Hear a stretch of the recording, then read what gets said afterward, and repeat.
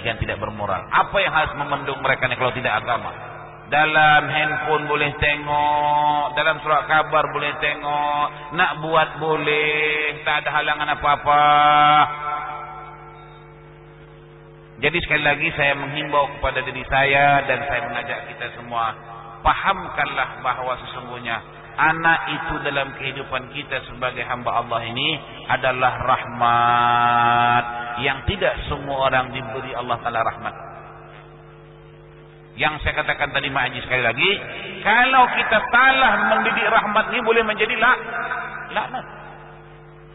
Makanya kata Nabi, nikmat boleh bertukar menjadi nikmat, rahmat boleh bertukar menjadi wal'iyadzubillah. Inilah Mak Haji satu ini, ada 9 lagi akan kita yang 9 ini akan kita lanjutkan nanti pada tahun 2020 lah. Apa boleh buat? Hari ini sampai di sini dulu. Semoga Allah Subhanahu wa taala memberkati anak-anak kita, memberkati rumah tangga kita, memberkati kehidupan kita dunia dan akhirat. Amin Allahumma amin. Sebelum kita berpisah, mari sama-sama kita bacakan Ummul Fatihah untuk Hajah Rubiah binti Ali yang sekarang ini sedang sakit dalam ICU. Kiranya Allah berikan kesembuhan insyaallah berkat Al-Fatihah yang kita bacakan.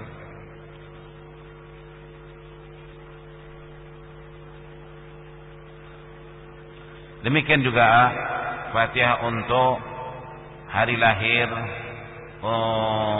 Audi Natasha binti Muhammad binti Mahmud bin Saleh. Semoga panjang usia, sehat selalu insyaallah. Demikian juga Fatihah untuk Abdul Hamid bin Saleh yang sedang sakit, kiranya diberi kesembuhan oleh Allah. Kemudian Fatihah untuk hari lahir Dita Safira binti Abdul Aziz,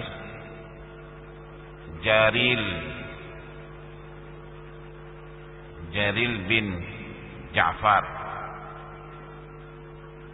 Semoga ibu dan anak ini Allah beri hidayah menjadi ibu yang salihah dan anak yang salihah insyaallah. Al-Fatihah untuk Surip bin Haji Umar, Suripah binti Talib, Maryam binti Mur, Salbiyah binti Abdul Qadir,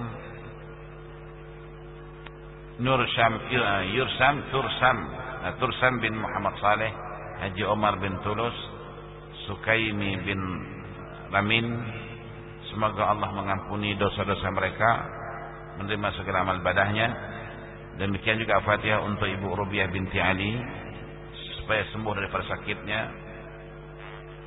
Demikian juga untuk anak yang bernama Muhammad Ridwan Matin agar sembuh daripada sakit berkat Al-Fatihah yang kita baca.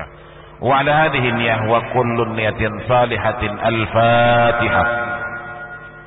A'udzu billahi minasy syaithanir rajim. Bismillahir rahmanir rahim. Alhamdulillahi rabbil alamin.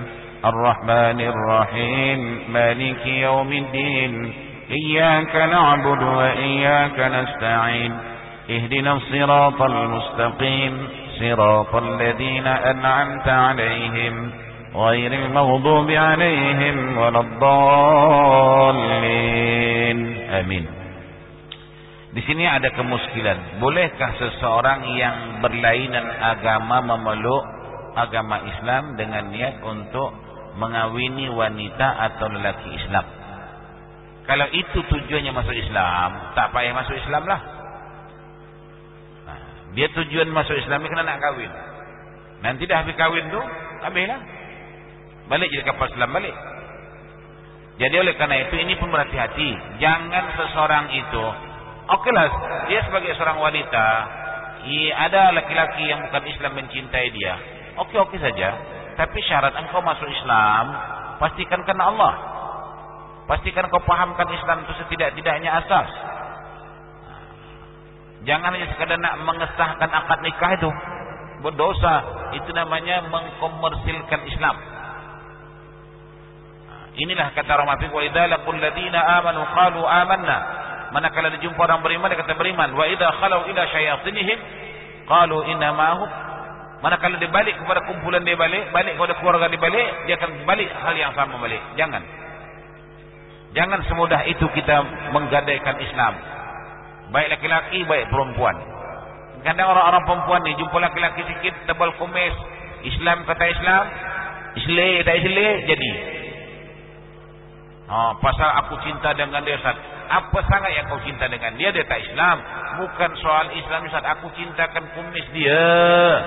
Kalau kau cintakan kumis yang kau hendak dengan kucing lebih bagus. Kumis kucing boleh obat kencing mah? Manis. Apa saja. Bolehkah kita meminta barang atau gambar seseorang itu dengan cara paksa? Gambar. Bolehkah kita meminta barang atau gambar seseorang itu dengan cara paksa? Untuk apa? Sampai nak memaksa minta gambar. Sampai memaksa. Yang namanya memaksa itu memperkosa. Kita mesti bukan memaksa, tapi rela. Rela itu kalau bahasa Arabnya redha. Jangan memaksa. Memaksa itu kata Senali sama artinya memperkosa. Tak boleh. Ya. Bolehkah seseorang ibu itu tidak mau mengaku anak yang telah dilahirkannya? Yang telah dilahirkan itu adalah anak sendiri walaupun anaknya itu adalah anak luar nikah. Kalau engkau nak keluarkan juga, kenapa engkau tak nikah kemarin? Ya kan? Kalau engkau nak keluarkan juga, kenapa engkau tak nikah? Sudah itu, sudah engkau tak nikah, engkau keluarkan pula. Udah itu tak mengaku anak. Dunia akhirat engkau dibalut dosa. Budak tu tak salah. Tidak ada namanya anak haram. Yang buat haram tu mak yang buat tu. Dengan laki-laki yang buat tu. Itu yang haram. Anak tidak. Jadi walaupun itu bukan tak ada bapaknya, bintikan kepada kamu. Kalau laki-laki, katalah nama siapa? Nama Osman binti siapa? Osman binti Fatimah. Orang paham lah itu. Nah, ya. Kalau tidak, bintikan Abdullah boleh juga. Nah.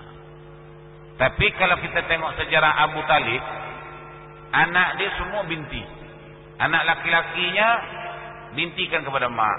Katalah mak namanya Fatimah, ini Osman binti Fatimah. Mananya si Osman ni maknya Fatimah. Sangkinkan banyak anak, dia tak tahu siapa maknya. Itu Abu Talib. Hebat juga Abu Talib tu. Dia tak tahu anak itu mak siapa, itu binti saja. Semua binti, tak ada binti dia. Dia hanya produk saja.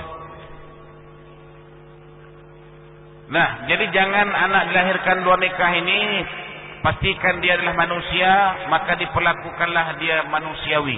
Jangan dibenci, jangan diapa. Kehadirannya adalah disebabkan yang punya kelakuan. Yang melakukan itu adalah haram. Si anak itu bukan anak haram. Tidak ada istilah anak haram. Kullu mauludin yuladu 'alal fitrah. Setiap anak yang lahir itu suci. Kenapa pula kekotoran kita pula dibagikan kepada dia? Berdosakah seseorang anak itu tidak mau menegur ibunya? Bukan lagi berdosa, lebih parah daripada setan.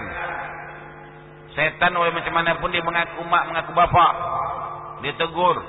Kalau manusia dah tak tegur mak bapak, ingat Allah haramkan bagi dia mencium bau surga.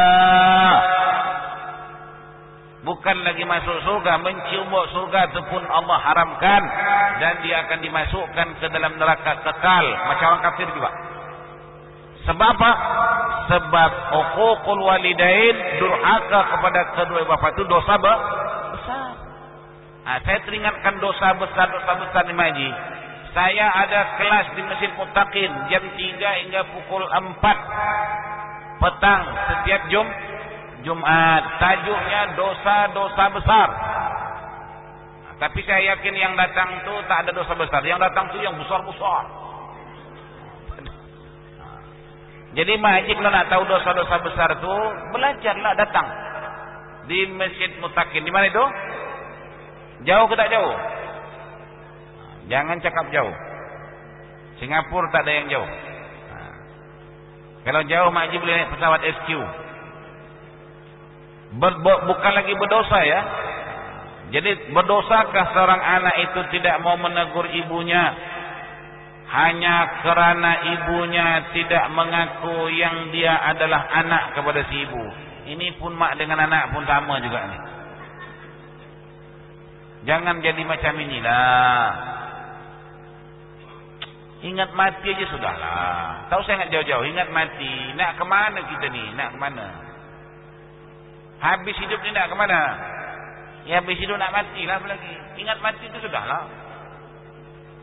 Tak payah kita nak mengaji tinggi-tinggi. Hidup mati, ingat mati cukup. Ya? Demikian.